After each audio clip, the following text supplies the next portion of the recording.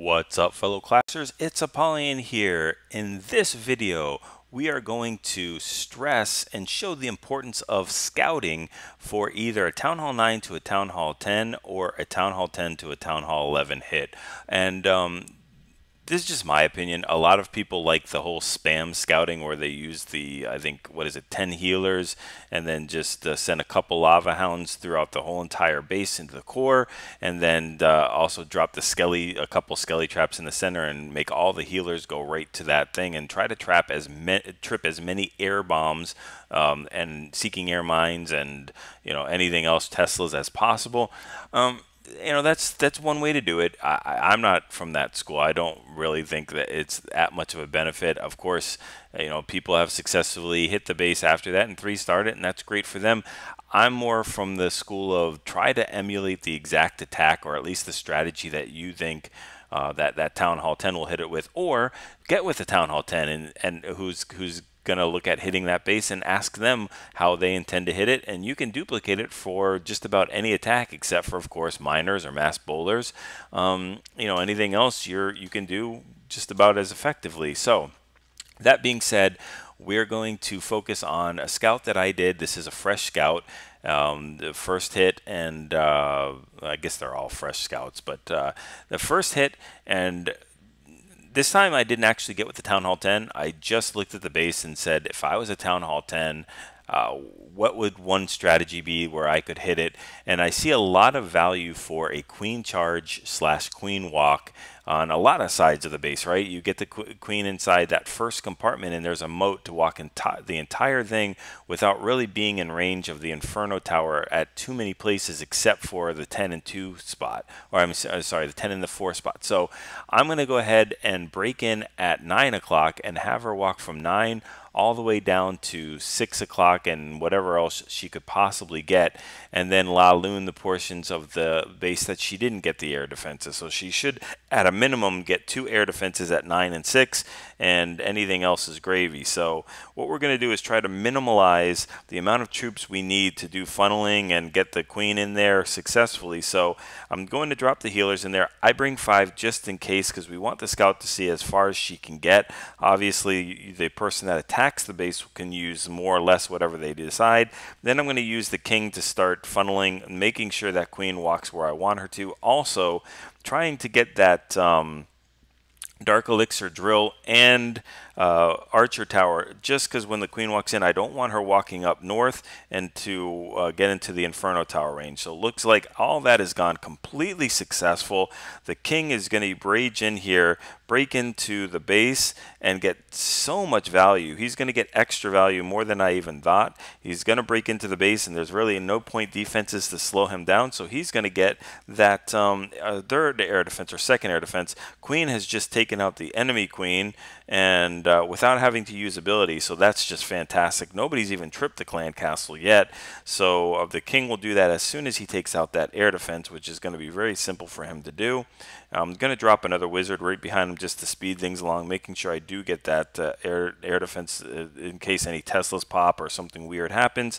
And this is the part where I didn't plan for. I only brought 1 poison. I should have brought 2 poisons, 1 for the queen and 1 for the clan castle. So the lava hound is taking care of it. Unfortunately, it starts going right back to the queen. I don't have a poison, and I'm really focusing on my La Lune, so I'm not paying attention, and I missed the ability, and I don't think I would have gotten it anyway. I think, I don't know what would have happened. Whatever. But it drops there, so I'm just worrying about triggering as many traps as I possibly can and trying to see the Lune pathing and everything like that just for whoever's going to hit it.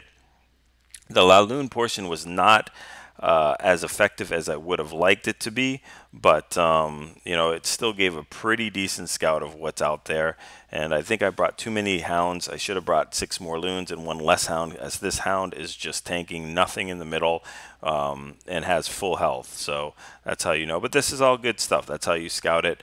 And I brought 2 giants for the break-in, and I only used one, so obviously that can be tweaked as well. So all in all, 69%, 2-star, well, 1-star, is not a terrible scout, especially with those healers being pulled into the center. So we've got all the Teslas. I think we got just about all the seeking air mines and air bombs and everything like that we need to worry about. So let's check the immediate hit after that, which on 19 was a 3-star hit.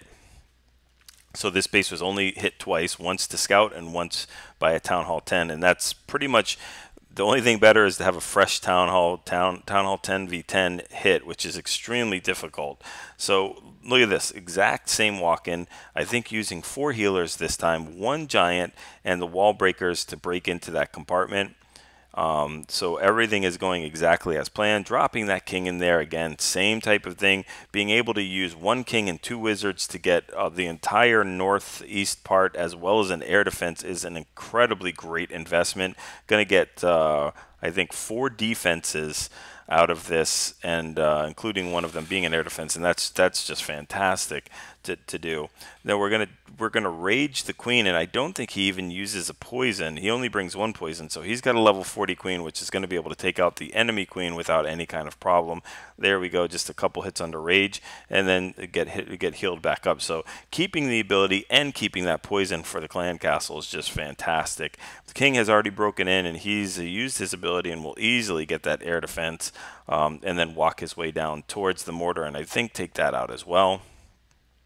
And there we go, and going to trip the clan castle, and this time we're going to be able to drop a poison, and that's going to at least take care of that loon, and the queen is going to have to take care of the lava hound by herself. Now it's getting pretty, I think there's only like I think it was 1 minute and 45 seconds left or something, so it's getting pretty tight in time, but already getting 40% done, and look at how compact the base that is left that needs to be taken care of.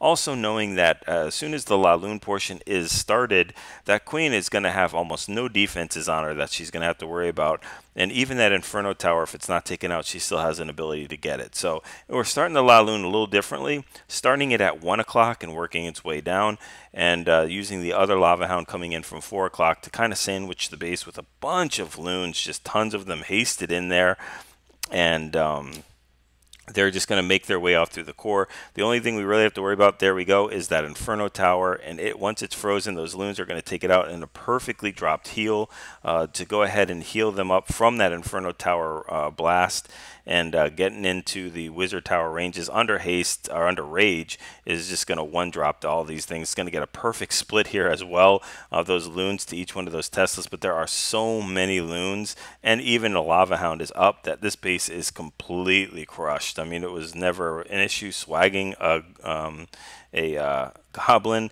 as well. So to me, I almost feel better when I do a kind of scout like this, and then it gets 3-star right after, than just hit this fresh hitting a Town Hall 9. I mean, it really is cool to see that, and how much it benefits the clan to do that. So anyway, hopefully you guys enjoyed this on you know, how important it is to properly scout a base. You know, to being able to emulate a queen walk or break in with golems or something, just because you never know what kind of pathing is going to happen. And once that Town Hall 10 or 11 can see what actually happens when you use their troops. In fact, this war we just were in, or are still in right now, I scouted a base that everything went completely wrong, or it was weird. The P.E.K.K.A.s started to break through a wall when there was a jump like a couple inches away from them, or a couple whatever game inches are, or a couple feet away from them, or yards away from them, and it was just crazy. And we knew that that attack wouldn't work. So anyway, I'm rambling on. Hopefully you guys enjoyed it. Like, subscribe if you haven't already. Share them with your clan mates. If you guys enjoy these videos and benefit from them, you know that they will as well. And go ahead and get used to the scouting. Ask the Town Hall 10s how they would hit it. Have them sketch you up a drawing that shows you where they're going to come in and where they're going to use their spells and all that kind of stuff. And if you guys work together, you'll be able to get those 3 stars even quicker. So go ahead, practice, get those 6-star clan wars, and practice those 3-star attacks.